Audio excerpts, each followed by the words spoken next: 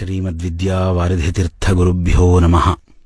ಪರಿಹರಿಸಲಿಕ್ಕೆ ಸಾಧ್ಯವೇ ಇಲ್ಲದೆ ಇರತಕ್ಕಂತಹ ಯಾವುದೇ ಒಂದು ಕಾಯಿಲೆ ನಮಗೆ ಬಂದಿರಬಹುದು, ಅಥವಾ ನಮ್ಮವರಿಗೆ ಬಂದಿರಬಹುದು, ಅಥವಾ ದಾಟಲಿಕ್ಕೆ ಸಾಧ್ಯವೇ ಇಲ್ಲ ಅನ್ನುವಂತಹ ಒಂದು ಕಷ್ಟದ ಪರಿಸ್ಥಿತಿಯಲ್ಲಿ ನಾವು ಸಿಲುಕಿಕೊಂಡಿರಬಹುದು, ಅಥವಾ ಶತ್ರುಗಳಿಂದ ದೈಹಿಕವಾಗಿ ತೊಂದರೆಯಾಗ್ತಾ ಇರಬಹುದು, ಬಂಧುಗಳಿಂದ, ಗೆಳೆಯರಿಂದ, ಪರಿಚಯದವರಿಂದ ಮಾನಸಿಕವಾದಂತಹ ಹಿಂಸೆಯಾಗ್ತಾ ಇರಬಹುದು, ಕಾಡಿನಲ್ಲಿ ಸಿಲುಕಿಕೊಂಡಿರಬಹುದು, ಜಲಕಂಟಕ ಎದುರಾಗಿರಬಹುದು, ಬೆಂಕಿಯ ಕಂಟಕ ಎದುರಾಗಿರಬಹುದು, ಅಥವಾ ಯಾವುದೇ ಪ್ರಾಣಿ ಪಕ್ಷಿಗಳ ಕಾಟಕ್ಕೆ ನಾವು ಒಳಗಾಗಿರಬಹುದು. ಒಟ್ಟಾರೆ ನಮಗೆ ದಾಟಲಿಕ್ಕಾಗದ ಒಂದು ಕಷ್ಟದ ಪರಿಸ್ಥಿತಿ ಇದ್ದಾಗ, ಪರಿಹರಿಸಿಕೊಳ್ಳಲಿಕ್ಕೆ ಸಾಧ್ಯವಿಲ್ಲದಂತಹ ಕಾಯಿಲೆ ದೇಹಕ್ಕೆ ಬಂದಾಗ ಪರಿಹರಿಸಿಕೊಳ್ಳುವುದಕ್ಕೆ ಒಂದು ಮಾರ್ಗವನ್ನ ಶಾಸ್ತ್ರ ತಿಳಿಸಿ ಹೇಳುತ್ತದೆ.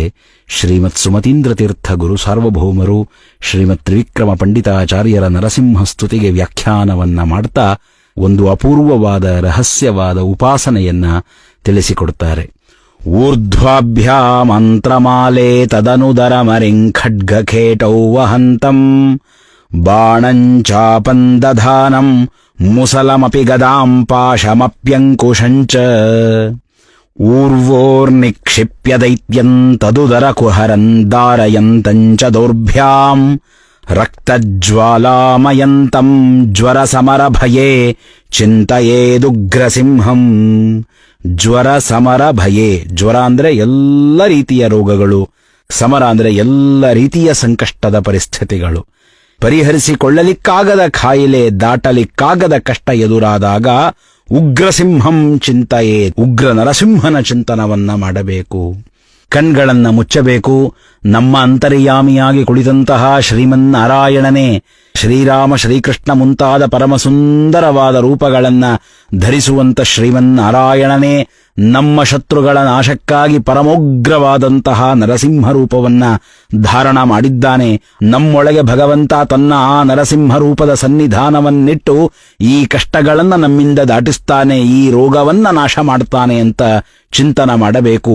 ಆ ಉಗ್ರ ನರಸಿಂಹನನ್ನ ಯಾವ ರೀತಿಯಾಗಿ ಚಿಂತನ ಮಾಡಬೇಕು ಅಂತ ಹೇಳಿ ಶ್ರೀಮತ್ ಸುಮತೀಂದ್ರ ತೀರ್ಥ ಶ್ರೀಪಾದಂಗಳವರು ತಿಳಿಸ್ತಾರೆ. 16 ಭುಜಗಳುಳ್ಳಂತಹ ನರಸಿಂಹನನ್ನ ನಾವು ಚಿಂತನ ಮಾಡಬೇಕು. ಊರ್ಧ್ವಾಭ್ಯಾ ಮಂತ್ರಮಾಲೆ, ಭಗವಂತನ ಮೇಲುಗಡೆಯ ಆ 2 ಕೈಗಳಲ್ಲಿ ಹಾರದ ಹಾಗೆ ಆ ದೈತ್ಯನ ಕರುಳುಗಳಿವೆ. ಅದರ ಕೆಳಗಿನ ಕೈಗಳಲ್ಲಿ ಭಗವಂತ ಬಲಗೈಯಲ್ಲಿ ಶಂಖವನ್ನ ಹಿಡಿದಿದ್ದಾನೆ, ಎಡಗೈಯಲ್ಲಿ ಚಕ್ರವನ್ನ ಹಿಡಿದಿದ್ದಾನೆ. ತದನು ದರ ಮರಿಂ, ಅದರ ಕೆಳಗಿನ 2 ಕೈಗಳಲ್ಲಿ ಖಡ್ಗ ಖೇಟೌ ವಹಂತಂ, 3ನೆಯ ಬಲಗೈಯಲ್ಲಿ ಕತ್ತಿಯನ್ನ ಹಿಡಿದಿದ್ದಾನೆ, 3ನೆಯ ಎಡಗೈಯಲ್ಲಿ ಭಗವಂತ ಚರ್ಮವನ್ನ ಹಿಡಿದಿದ್ದಾನೆ. ಕತ್ತಿಯ ಯುದ್ಧವನ್ನ ಮಾಡಬೇಕಾದರೆ ಎದುರಾಳಿ ಮಾಡುವಂತಹ ಕತ್ತಿಯ ಪ್ರಯೋಗವನ್ನ ತಪ್ಪಿಸಿಕೊಳ್ಳುವಂತಹ ಏನು ಕವಚವಿರ್ತದೆ ಅದನ್ನ ಖೇಟ, ಚರ್ಮ ಅಂತ ಹೇಳ್ತಾರೆ. ಆ ಚರ್ಮವನ್ನ ಭಗವಂತ 3ನೆಯ ಎಡಗೈಯಲ್ಲಿ ಹಿಡಿದಿದ್ದಾನೆ. ಆನಂತರ ಬಾಣಂಚಾಪಂ ದಧಾನಂ, 4ನೆಯ ಬಲಗೈಯಲ್ಲಿ ಭಗವಂತ ಬಾಣವನ್ನ ಹಿಡಿದಿದ್ದಾನೆ, 4ನೆಯ ಎಡಗೈಯಲ್ಲಿ ಭಗವಂತ ಧನುಷ್ಯವನ್ನ ಹಿಡಿದಿದ್ದಾನೆ. ಮುಸಲಮಪಿ ಗದಾಂ, 5ನೆಯ ಬಲಗೈಯಲ್ಲಿ ಭಗವಂತ ಒನಕೆಯನ್ನ ಹಿಡಿದಿದ್ದಾನೆ, 5ನೆಯ ಎಡಗೈಯಲ್ಲಿ ಭಗವಂತ ಕೌಮೋದಕಿ ಗದೆಯನ್ನ ಹಿಡಿದಿದ್ದಾನೆ.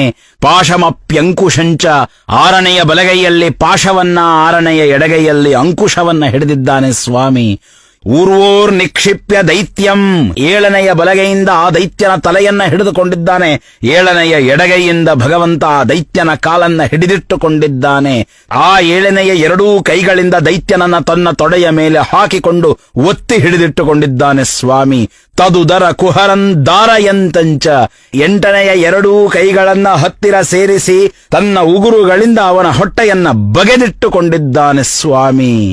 ಹೀಗೆ 8 ಬಲಗೈಗಳು, 8 ಎಡಗೈಗಳು, ಈ ಷೋಡಶ ಬಾಹು ರೂಪದ ನರಸಿಂಹ ರಕ್ತಜ್ವಾಲಾಮಯಂತಂ, ರಕ್ತದ ಹಾಗೆ ಕೆಂಪಗಿರುವಂತಹ ಅಗ್ನಿಯ ಜ್ವಾಲೆಯನ್ನ ತನ್ನ ದೇಹದಿಂದ ಪ್ರಕಟ ಮಾಡ್ತಾ ಇದ್ದಾನೆ.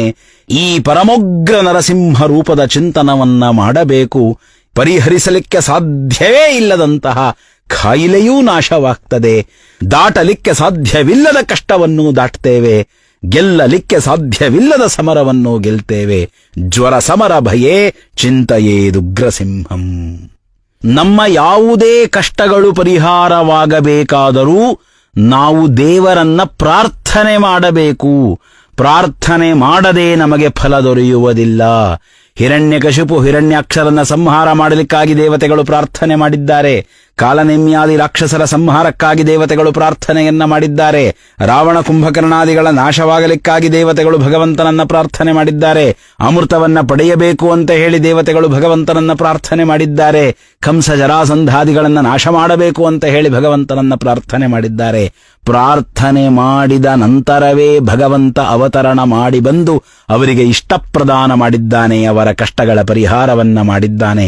ವೇದವ್ಯಾಸ ರೂಪ ಅವತರಣ ಮಾಡಿ ಬಂದದ್ದು ಪ್ರಾರ್ಥನೆಯಿಂದ, ಪರಶುರಾಮ ರೂಪ ಅವತರಣ ಮಾಡಿ ಬಂದದ್ದು ಪ್ರಾರ್ಥನೆಯಿಂದ, ಮತ್ಸ್ಯ ಕುರ್ಮಾದಿ ಸಕಲ ರೂಪಗಳೂ ಅವತರಣ ಮಾಡಿ ಬಂದದ್ದು ಪ್ರಾರ್ಥನೆಯಿಂದ. ಗಜೇಂದ್ರ ಪ್ರಾರ್ಥನೆ ಮಾಡಿದಾಗ ಭಗವಂತ ಬಂದು ಆ ಗಜೇಂದ್ರನ ರಕ್ಷಣೆಯನ್ನ ಮಾಡಿದ. ಪ್ರಾರ್ಥನೆಯನ್ನ ಮಾಡಬೇಕಾದ್ದು ನಮ್ಮ ಕರ್ತವ್ಯ. ಭಕ್ತಿಯಿಂದ ಪ್ರಾರ್ಥನೆ ಮಾಡಿದಾಗ ಒಲಿದು ಬಂದ ಭಗವಂತ ನಮ್ಮ ರಕ್ಷಣೆಯನ್ನ ಮಾಡ್ತಾನೆ, ನಮ್ಮ ಕಷ್ಟವನ್ನ ಪರಿಹಾರ ಮಾಡ್ತಾನೆ.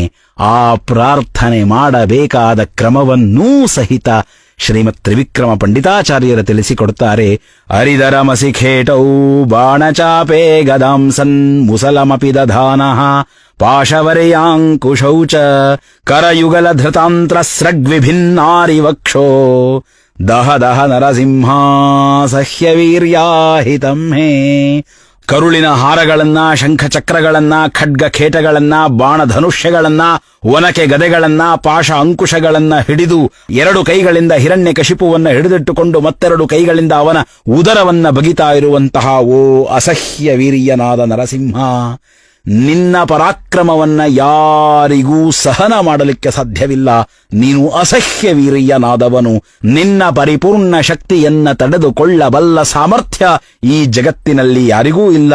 ಓ ದೈತ್ಯ ಸಂಹಾರಕನಾದಂತಹ ಉಗ್ರ ನರಸಿಂಹ, ಮೇ ಅಹಿತಂ, ನನಗೆ ಅಹಿತವಾದದ್ದನ್ನ ದಹ ದಹ ನಾಶ ಮಾಡು ಸ್ವಾಮಿ, ನಾಶ ಮಾಡು ಸ್ವಾಮಿ ಅಂತ ಪ್ರಾರ್ಥನೆ ಮಾಡಬೇಕು. ಸಕಲ ಕಷ್ಟಗಳೂ ಪರಿಹಾರವಾಗ್ತದೆ. ಅದೆಂಥದೇ ಶತ್ರು, ಅದೆಷ್ಟೇ ಬಲಿಷ್ಠನಾಗಿ ನಮಗೆ ದೈಹಿಕವಾದ ಹಿಂಸೆ ಕೊಡ್ತಾ ಇರಲಿ,